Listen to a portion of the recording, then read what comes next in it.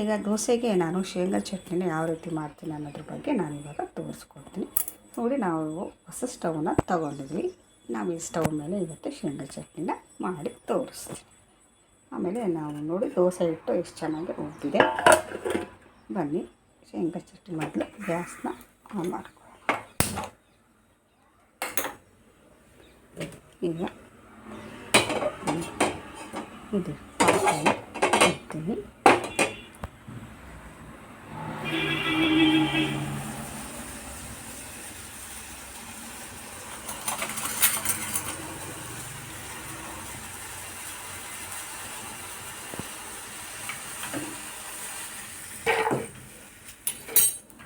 ಶೇಂಗಾನ ಸ್ವಲ್ಪ ಕ್ಲೀನಾಗೆ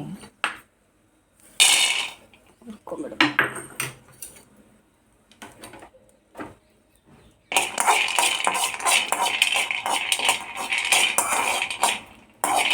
ಶೇಂಗಾನ ಸ್ವಲ್ಪ ಕ್ಲೀನಾಗಿ ಹುರ್ಕೋಬೇಕು.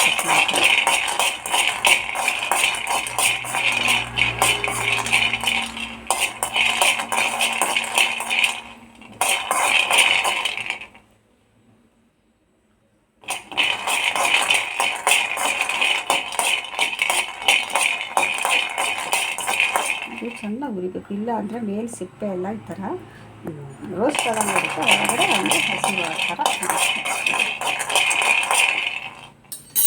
ಇದಕ್ಕೆ ನಾನು ಹಸಿಮೆಣಸಿನ್ಕಾಯಿ ಹಾಕ್ತೀನಿ.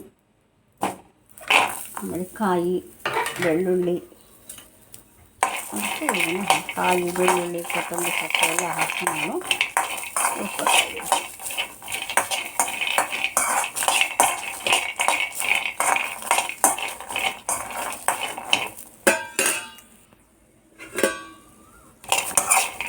ಕ್ಲೀನಾಗಿ ಶೇಂಗಾ ಬೀಜ, ಕಾಯಿ, ಹಸಿಮೆಣಸಿನ್ಕಾಯಿ, ಬೆಳ್ಳುಳ್ಳಿ ಎಲ್ಲ ಹಾಕಿ ನಾನಕ್ಕೆ ಕ್ಲೀನಾಗಿ ಹುರ್ಕೊಂಡು, ಮೆಣಸಿನ್ಕಾಯಿನೂ ಅಷ್ಟೇ ಕ್ಲೀನಾಗೆ ಅದನ್ನು ಒತ್ತಿ ಕ್ಲೀನಾಗಿ ಹುರ್ಕೊಂಡ್ಬಿಟ್ರೆ, ಈ ಹಸಿಮೆಣಸಿನ್ಕಾಯಿ ಕ್ಲೀನಾಗಿ ನಾವು ಹುರ್ಕೊಳ್ಳೋದ್ರಿಂದ ಚಟ್ನಿ ತುಂಬ ಟೇಸ್ಟಿಯಾಗಿ ಬರುತ್ತೆ.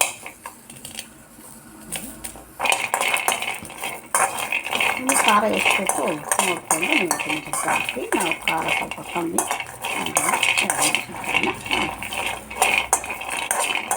ಈ ಥರ ಕಾಯಿ ನಾವು ಬಾಣಲೆಗೆ ಹುರಿಯೋದ್ರಿಂದ ಚಟ್ನಿ ಬೇಗ ಹಳಸಲ್ಲ. ಮಧ್ಯಾಹ್ನ ಆದರೂ ಕೂಡ ಚಟ್ನಿ ಅದೇ ಥರ ಫ್ರೆಶ್ ಆಗಿರುತ್ತೆ. ನಾವು ಕಾಯಿ ಈ ಥರ ಇಲ್ಲದಲ್ಲೇ ಅದೇ ಕಾಯಿನ ಹಾಕಿ ಚಟ್ನಿ ಮಾಡಿದರೆ ಮಧ್ಯಾಹ್ನ ಅಷ್ಟೊತ್ತಿಗೆಲ್ಲ ನಮ್ಮ ಚಟ್ನಿ ಹಳಸೋಗ್ಬಿಡುತ್ತೆ ಸ್ನೇಹಿತರೆ. ಅದಕ್ಕೆ ನಾವು ಶೇಂಗಾ ಹುರಿಬೇಕಾದ್ರೆ ಸ್ವಲ್ಪ ತೆಂಗಿನಕಾಯಿನ ಹುರಿಬಿಟ್ರೆ ತುಂಬ ಚೆನ್ನಾಗಿ ಚಟ್ನಿ ರುಚಿಯಾಗುತ್ತೆ, ಬೇಗ ಹಳಸೋದು ಇಲ್ಲ ಚಟ್ನಿ. ಮಧ್ಯಾಹ್ನ ಆದ್ರೂ ಫ್ರೆಶ್ಶಾಗಿ ಚಟ್ನಿ ಬರುತ್ತೆ. ಈ ಥರ ಮೆಣಸಿನ್ಕಾಯಿನೂ ನಾವು ಹುರಿಯೋದ್ರಿಂದ ಗ್ಯಾಸ್ಟ್ರಿಕ್ ಆಗೋಲ್ಲ. ಹಸಿ ಮೆಣಸಿನ್ಕಾಯಿನೇ ನಾವು ಹಂಗೆ ಹಾಕಿಬಿಟ್ರೆ ಗ್ಯಾಸ್ಟ್ರಿಕ್ ಆಗಿಬಿಡುತ್ತೆ. ಈ ಥರ ಸ್ವಲ್ಪ ಬಾಣಲೆಯಲ್ಲಿ ಬಿಸಿ ಮಾಡಿ ಹಸಿ ಮೆಣಸಿನ್ಕಾಯಿ ಹಾಕಿ ಚಟ್ನಿ ಮಾಡೋದ್ರಿಂದ ಗ್ಯಾಸ್ಟ್ರಿಕ್ಕೂ ಪ್ರಾಬ್ಲಮ್ ಇರೋಲ್ಲ. ಒಬ್ಬೊಬ್ಬರು ಈ ಥರ ಹುರಿಯೋದೇ ಇಲ್ಲ, ಹಸಿ ಮೆಣಸಿನ್ಕಾಯಿನ ಹಂಗೆ ಡೈರೆಕ್ಟ್ ಹಾಕ್ಬಿಡ್ತಾರಲ್ಲ ಮಿಕ್ಸಿಗೆ, ಅವಾಗ ಸ್ವಲ್ಪ ಗ್ಯಾಸ್ಟ್ರಿಕ್ ಆಗಲ್ಲ. ಈ ಥರ ಮಾಡೋದ್ರಿಂದ ಗ್ಯಾಸ್ಟ್ರಿಕ್ಕು ಆಗಲ್ಲ, ಚಟ್ನಿ ತುಂಬ ಟೇಸ್ಟಿಯಾಗಿ ರುಚಿಯಾಗಿ ಬರುತ್ತೆ. ಈಗ ನಾವಿರುತ್ತೆ ಗ್ಯಾಸ್ ಸ್ಟವ್ನ ಆಫ್ ಮಾಡಿಕೊಂಡು ನಾನಿವಾಗ ಮಿಕ್ಸಿ ಮಾಡ್ಕೊಂಬಂದು ಸ್ವಲ್ಪ ಕೊತ್ತಂಬರಿ ಸೊಪ್ಪನ್ನು ಹಾಕಿ ಮಿಕ್ಸಿ ಮಾಡಿ ತೋರಿಸ್ತೀನಿ ಸ್ನೇಹಿತರೆ. ಇವಾಗ ನಾನು ಶೇಂಗಾ ಬೀಜ, ಆಮೇಲೆ ಕಾಯಿ, ಹಸಿಮೆಣಸಿನ್ಕಾಯಿ ಎಲ್ಲದು ಮಿಕ್ಸಿ ಮಾಡ್ಕೊಂಬಂದಿದ್ದೀನಿ. ಇವಾಗ ಇಲ್ಲಿ ನಾನು ಒಗ್ಗರಣೆನ ಕೊಡ್ತೀನಿ ಸ್ನೇಹಿತರೆ. ನೋಡಿ, ಇವಾಗ ನಾನು ಸಣ್ಣ ಚಿಕ್ಕ ಬಾಣಲೆ ಇಟ್ಟಿದ್ದೀನಿ, ಎಣ್ಣೆ ಕಾಯಿಸಿಟ್ಟಿದ್ದೀನಿ, ಆಮೇಲೆ ಸಾಸಿವೆ ಹಾಕಿದ್ದೀನಿ, ಆಮೇಲೆ ಕರಿಬೇವು ಸೊಪ್ಪು ಹಾಕಿದ್ದೀನಿ ಸ್ನೇಹಿತರೆ. ಸಿಡಿಯುತ್ತೆ ಕರಿಬೇವು ಸೊಪ್ಪು ಹಾಕಿ ಇವಾಗ ಸ್ಟವನ್ನು ಆಫ್ ಮಾಡಿ ನಾನು ಚಟ್ನಿಗೆ ಈ ಒಗ್ಗರಣೆನ ಕೊಡ್ತಾರೆ.